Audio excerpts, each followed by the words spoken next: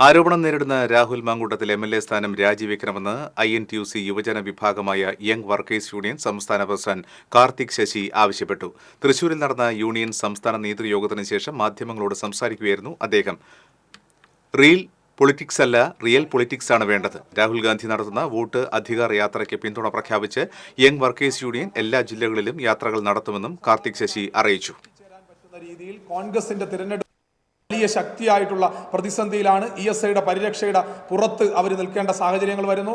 പരമ്പരാഗത മത്സ്യത്തൊഴിലാളി മേഖലയിൽ വലിയ വെല്ലുവിളി, ആഴക്കടൽ മണൽ ഖനനം ഉൾപ്പെടെയുള്ള വലിയ വെല്ലുവിളികളുമായിട്ട് കേന്ദ്ര സർക്കാർ കടന്നു വരുന്നു. അപ്പോൾ മത്സ്യത്തൊഴിലാളി മേഖലയിൽ സ്വാഭാവികമായിട്ടും മത്സ്യത്തൊഴിലാളികളുടെ വിഷയത്തിൽ തൊഴിലാളി സംഘടന എന്ന നിലയിൽ INTUC ഇടപെടണം എന്നുള്ള ബോധ്യത്തിൽ INTUC യങ് വർക്കേഴ്സ് കൗൺസിൽ ആഴക്കടൽ മണൽ ഖനനവുമായി ബന്ധപ്പെട്ടുകൊണ്ടും കണ്ടെയ്നർ മറിഞ്ഞതുമായി ബന്ധപ്പെട്ട വിഷയത്തിൽ അത് ഇപ്പോഴും ഞങ്ങൾ സംസ്ഥാന കമ്മിറ്റി കൂടുമ്പോഴും മത്സ്യത്തൊഴിലാളികൾ വിളിക്കുകയാണ്.